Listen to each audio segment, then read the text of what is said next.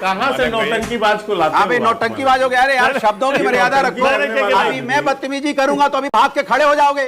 शर्म मैं हूँ यासर मलिक। नहीं, किसी को नौटंकी बोलोगे, किसी को बोलोगे मूर्ख बोलोगे, शर्म कीजिए। हारते हो तो हार गए तो चिढ़ाने लगे। बदतमीज आदमी को, बदतमीज आदमी है, देखिए किस तरह की बदतमीजी करता है। और आप देख रहे हैं अपना YouTube चैनल YS3 शब्द नहीं न्यूज़। है आपके पास, तरीका नहीं बात करने का। पर्सनल कमेंट करते हो, बिल्कुल नहीं। पता नहीं किसने प्रवक्ता बना दिया आपको। आप भी मत करिए। No personal.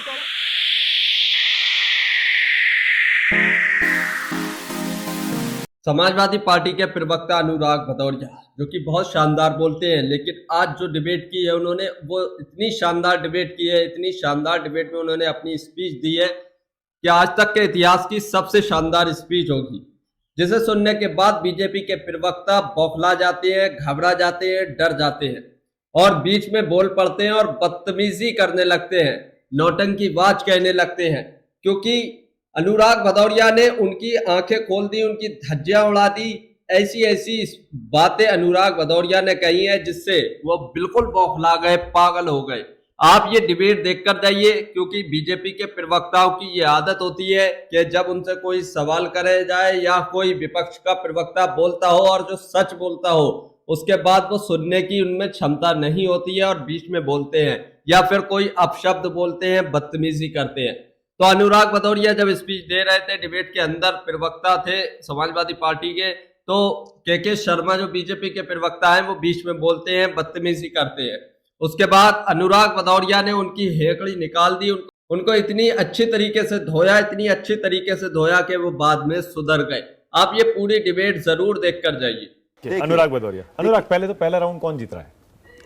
एनडीए तो साफ हो चुकी हो, आप भी समझ रहे हो। आप बोलेगा कोई, आप भी नहीं बोल पाएंगे मजबूरी में, और लोग भी नहीं बोल पाएंगे। सब जानते हैं इंडिया जीत रही है।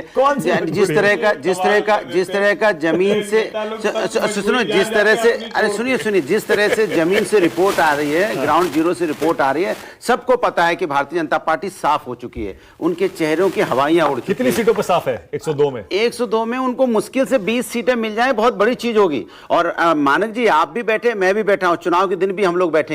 जनता ने मन बना लिया, क्योंकि भारतीय जनता पार्टी जब भी आप सवाल पूछो कोई, अच्छा जनता पूरी देश की सुनती है ना, जब भी इनसे सवाल पूछो तो विपक्ष वहां नहीं गया, अखिलेश जी वहां नहीं आए, राहुल जी वहां नहीं गए, फलाने वहां नहीं गए। अरे भाई, आप विपक्ष की इतनी चिंता करते हो, आपको तो जनता ने चुना था कि आप जनता की चिंता करोगे। जनता की तो कोई बात ही नहीं करते। वोट क्यों नहीं पड़ा? वो हमारी चिंता करते। वोट क्यों नहीं पड़ा? इसलिए नहीं पड़ा चूंकि आप समझ जाइए, जो वोटर है वो भारतीय जनता पार्टी की तरफ उसका रुझान खत्म हो चुका है। भारतीय जनता पार्टी की तरफ वो उसकी उदासीनता आ चुकी है और वोट निकल के ज्ञानी इंडिया गठबंधन का पूरा वोट पड़ गया। पूरा वोट इंडिया गठबंधन का पड़ा है। इनका वोट ही नहीं, जो जिनको अपना वोट समझते थे उन्होंने कहा भैया, उन्होंने कहा हम नहीं वोट डालने जाएंगे। आप लोगों ने जो समाज के अंदर में अन्याय किया है, इस अन्याय के खिलाफ मेरा विरोध है। आपके लिए वोट डालने क्यों नहीं आए फिर वो लोग? हमारे लिए आए ना। नहीं, अगर बीजेपी का वोटर नहीं निकला आता, आपको देता वोट? मैं आपको वही तो कह रहा हूं। उन्होंने कहा जो बीजेपी को वोट देते, उन्होंने कहा हमें देना ही नहीं है। अच्छा। हमें ऐसी पार्टी को वोट ही नहीं देना है जो पार्टी जनता की बात नहीं करती। तो मेरा एक मित्र मिला था कल, मैंने उससे पूछा भाई तुम्हारा क्या हुआ, तो मुझसे बोला कल शाम मेरी गली में बीजेपी के नेता वोट मांगने आए।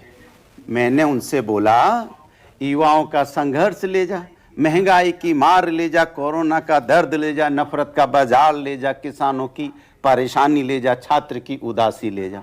वो सन्नाटे में आया, हाथ जोड़ा, हमने बोला bye bye bye bye bye bye, नेताजी चले गए।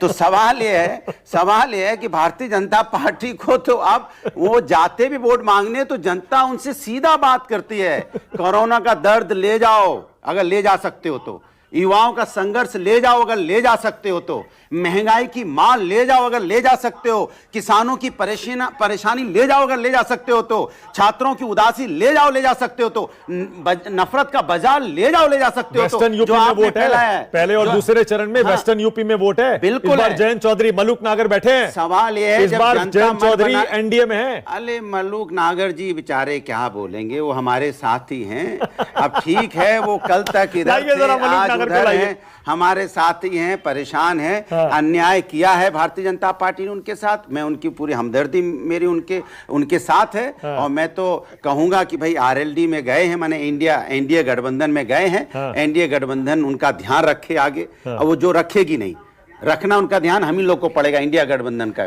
कोई पड़ेगा, क्योंकि वो भले व्यक्ति हैं तो इंडिया गठबंधन उनका ध्यान रखेगा, वो तो क्यों रखेंगे। चले गए मलूक नागर? अब मलूक नागर जी कहना भले आदमी हैं, भले आदमी, दरअसल में फिर समझ जाएंगे कुछ दिन बाद, फिर अपना झोला उठा के इधर ही आ जाएंगे। वो कहाँ रहेंगे, हमारे बगैर रह नहीं सकते, जहां भी जाएंगे याद तो हम ही उनको आएंगे। बीएसपी में थे, आपका क्या मतलब? आपसे तो 36 का आंकड़ा है। तभी हमारे साथ ही मिलकर लड़े थे ना, वो बीएसपी में जीते थे, हमारे साथ ही मिलकर लड़े थे, मेरे बगैर उनको नींद ही नहीं आएगी। अरे उसके बाद तो अलग हो गए थे। अरे आज भी सपने, उसके बाद अलग हो गए थे तो दिल यही था उनका। हाँ। आज भी सपने में उठेंगे तो उनको हम ही याद आएंगे, तो इसलिए वो आना उनको मेरे पास ही है, चाहे कहीं भी रहे। दूसरी बात यह है, भारतीय जनता पार्टी ने एक मूवी बनाई थी जिसका नाम था 400 पार, और जब मूवी कोई बनाते हैं तो उसके पहले चारों तरफ एडवर्टाइजमेंट चल रही थी, टीवी पे, रोड पे, सड़क पे, जहां देखो वहां, बस स्टैंड पे, एयरपोर्ट पे, रेलवे स्टेशन पे, 400 पार, 400 पार मूवी का ट्रेलर आया। कल आपने देखा, मूवी धड़ाम हो गई, गिर गई। अब मूवी गिरने के बाद क्या होता है कि मूवी जो बता रहे थे कि मूवी के आंकड़ा दे रहे थे, इतनी बुरी तरह फ्लॉप हुई मूवी कि हमारे प्रवक्ता आज 102 में कितना जीतेंगे बताने को तैयार नहीं। बॉक्स ऑफिस कलेक्शन तो अभी आया नहीं। आ गया ना, क्या आया? अरे सुनिए, 102 का आया तो 102 में बीजेपी के प्रवक्ता कह रहे मैं तो भैया ज्योतिषी नहीं हूं। कहाँ आया? मैं नहीं बॉक्स बता ऑफिस का तो अरे 4 बोल तारीख तो को रहे, आएगा, जून अरे, 4 को अरे, आएगा। ट्रेलर आया ना तो ट्रेलर ही धड़ाम हो गया। तो उस ट्रेलर को देखो, बीजेपी प्रवक्ता क्या करें, 102 में कितनी सीटें जीतेंगे मानक जी पूछने करें। देखिए मैं आंकड़ा नहीं बता सकता हूं, आंकड़ा नहीं बोलता हूं, और पूरी टीम इनकी इतने दिनों से 400 पार बोल रही थी, 102 में कितनी आएंगे नहीं जीत पा रहे। अच्छा एक काम करिए, कि हम तो मैं 80 आपको पार चैलेंज करता हूं, मैं आपको चैलेंज करता हूं, आप बताइए कितनी सीटें जीत रहे हैं? 80 पार है, 102 में 80 बड़ा पार। आसान है ये तो। नहीं आसान कुछ भी नहीं कह है। दीजिए। अरे मैं गिना सकता हूं, 102 में 80 कह दीजिए, 89 में 70 कह दीजिए। 89 में 70 इसलिए चूंकि जीत रहे हैं उनको, तभी तो आंकड़ा नहीं बता पा रहे हैं। वो 400 पार क्यों बता रहे थे आज तक? मूवी सुपर हिट होगी, चारों तरफ होर्डिंग पोस्टिंग लगे रहते थे। अब मूवी फ्लॉप होगी तो 102 में नहीं बता पा रहे कितना जीतेंगे। कमाल की बात कर रहे हैं। मैंने नहीं 545 सीटें है ना, 545 में 400 पार थी, उसका कैलकुलेट कर लीजिए 100 में 102 में कितनी जीतनी चाहिए थी, तो बताते ना, अभी नहीं बता पा रहे, इसके मतलब उनका ट्रेलर फ्लॉप हो गया। यूपी की पार्टी है, आप कैसे पूरे देश का बता रहे हैं? कमाल की बात कर रहे हैं यार। हाँ। अरे यार यूपी, हम भारतीय हैं, बीजेपी की तरह डिवाइड एंड रूल नहीं करते, हम सब भारतीय हैं। और हम लोग के सबके एक दूसरे, चाहे हम उत्तर प्रदेश हो, चाहे बिहार हो, चाहे महाराष्ट्र हो, चाहे तमिलनाडु हो, चाहे आंध्र प्रदेश हो, चाहे तेलंगाना हो, सभी हम सब एक हैं। अब मुझे बताइए, अब मुझे बताइए, अब इस बार जो दूसरे चरण में 26 तारीख को वोट पड़ेगा, अमरोहा, मेरठ, बागपत, गाजियाबाद, गौतम बुद्ध नगर, नोएडा, जहां हम बैठे हैं, बुलंदशहर, अलीगढ़, मथुरा, मलूक नागर बैठे हैं। हाँ, तो आरएलडी का पूरा प्रभाव वाला इलाका है। मलूक नागर, आप बताइए कैसे जीतेंगे? मलूक नागर अपनी सांस रोक के बैठे हैं और उनको पता है कि ट्रेंड चल चुका है कल से। अब उनसे अकेले में जब बात करो तो यही कहेंगे देखो भैया ऐसा है, गलती हो गई, अब जो हो गई सो हो गई, अब हम आ गए हैं तो आ गए, लेकिन हम कोशिश कर रहे हैं, हम जिताएंगे। हर्षवर्धन जी, जिताएंगे तो नहीं, ट्रेंड इंडिया की तरफ चल पड़ा है। और देखिए हर्षवर्धन लास्ट में हर्षवर्धन जी भी बोलेंगे, लास्ट में जीतेगा तो इंडिया ही, हर्षवर्धन जी बैठेंगे, इंडिया जीतेगा, इंडिया, हर्षवर्धन नहीं। आप भी बोलेंगे, मानक जी, हर्षवर्धन जी भी बोलेंगे, हमारे साथी दीपक जी भी बोलेंगे, हमारे साथी आरजेडी वाले बोलेंगे, वो भी बोलेंगे इंडिया इंडिया इंडिया, जीतेगा इंडिया। हर्षवर्धन त्रिपाठी, हर्षवर्धन जी कहां से नौटंकीबाज को लाते हो? नौटंकीबाज हो गया। अरे यार शब्दों की मर्यादा रखो। अभी मैं बदतमीजी करूंगा तो अभी भाग के खड़े हो जाओगे, शर्म नहीं आती है? नहीं, किसी को नौटंकी बोलोगे, किसी को बोलोगे मूर्ख बोलोगे, शर्म कीजिए। हारते हो तो उसका हार गए तो चिड़चिड़ाने लगे। कविता पाठ तो कर ही रहे हो। अरे क्या पाठ करो, बोलना नहीं आता, आपको नहीं बोलना आता। 102 में बता नहीं पा रहे हो कितना जीतोगे, चिड़चिड़ा रहे हो, खिसिया रहे हो, अब खिसिया रहे हो। जनता देख रही है आप जैसे बदतमीज आदमी को, बदतमीज आदमी है, देखिए किस तरह की बदतमीजी करता है। मैंने तो आपके बारे में कुछ बोला नहीं। कितनी बार टीवी से भगाया तेरे को? क्या भगाओगे? कितनी बार टीवी से बाहर भगाया? भगाओगे टीवी से? तेरे को कितनी बार टीवी से बाहर भगाया गया? चिल्लाते रहते हो, बदतमीजी नहीं होता? कितनी बार आप कर रहे हो? किसी को नौटंकी बात बोलोगे, किसी को मूर्ख बोलोगे, भाषा शैली है आपकी, ये हिंदुस्तानी भाषा शैली है, ये घमंड की भाषा शैली है, ये घमंड है आपका। मैंने आपको क्या बदतमीजी की आवाज की? क्या मैंने आपके बारे में पर्सनल कमेंट किया? मैं पार्टी की बात कर रहा हूं, आप पार्टी की बात कीजिए। इसके मतलब आपके पास शब्द नहीं है, आपके पास तरीका नहीं बात करने का, पर्सनल कमेंट करते हो। बिल्कुल नहीं, पता नहीं किसने प्रवक्ता बना दिया आपको। आप भी मत करिए, नो पर्सनल कमेंट। नहीं, हमें के शर्मा बोलिए, नो पर्सनल कमेंट। के शर्मा बोलिए। बिल्कुल नहीं, पर्सनल कमेंट हमने किया। मत करिए ना। अगर आप एक मिनट, अगर आपको किसी की निजी टिप्पणी पर आपत्ति, आप भी मत करिए प्लीज। के शर्मा बोलिए, आपकी बात। मैंने तो एक शब्द अगर शर्मा जी के खिलाफ बोला हो तो बताइए। एक मिनट, के शर्मा बोलिए।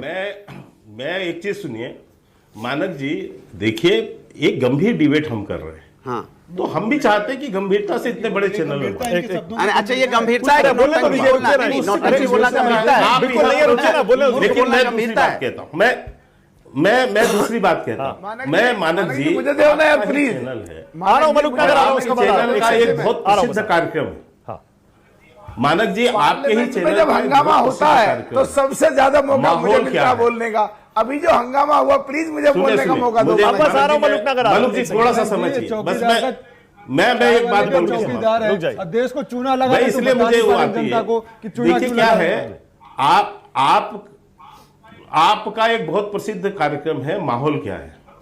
कल जब रिजल्ट निकल रहे थे, सॉरी जब वोट पड़ रहे थे, तो मैं कहता हूं कि आपके ने लाखों करोड़ों दर्शकों ने उस कार्यक्रम को देखा होगा।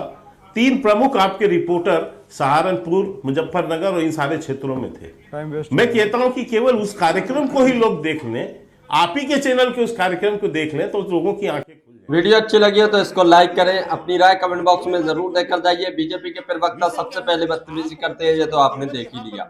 अगर आप भी गोदी मीडिया विरोध करते हैं तो हमारे चैनल YS3 न्यूज को सब्सक्राइब करें। लड़ नहीं पा रहे हो देश भर के अंदर में।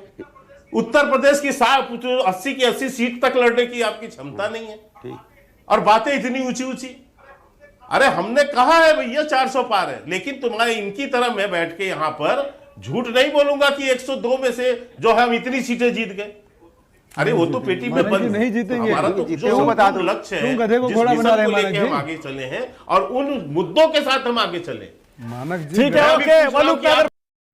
तो दोस्तों आपने ये पूरी डिबेट देखी, आपने देखा कि अनुराग भदौरिया जो समाजवादी पार्टी के प्रवक्ता है, उन्होंने कितनी शानदार डिबेट में स्पीच दी है, कितनी शानदार तरीके से आसानी से सब कुछ बातें उन्होंने बयान की और कोई बदतमीजी बात उन्होंने नहीं कही, किसी प्रवक्ता के लिए कोई अपशब्द भी नहीं कहे। लेकिन उसके बावजूद भी बीजेपी के प्रवक्ता के शर्मा बीच में बोलते हैं, नौटंकी बाज कहते हैं, मूर्ख कहते हैं।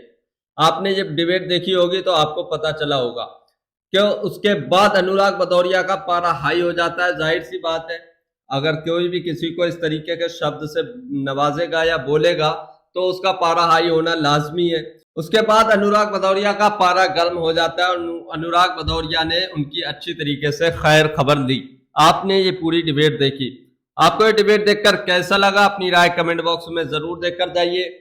और आप बीजेपी के प्रवक्ता के शर्मा के बारे में क्या कहते हैं, उसके बारे में भी अपनी राय जरूर दीजिए। और जो पहले चरण की वोटिंग हुई है उसके बाद आपको क्या लगता है, किसकी ज्यादा सीटें आएंगी, किसका ट्रेंड चलने लगा है, कम वोटिंग क्यों हुई है, किसके पक्ष में हुई है, और इस बारे में अपनी राय जरूर देकर जाइए। अगर आप भी गोदी मीडिया का विरोध करते हैं तो हमारे चैनल YS3 न्यूज को अभी सब्सक्राइब करें, रोजाना की ऐसे ही डिबेट देखने के लिए।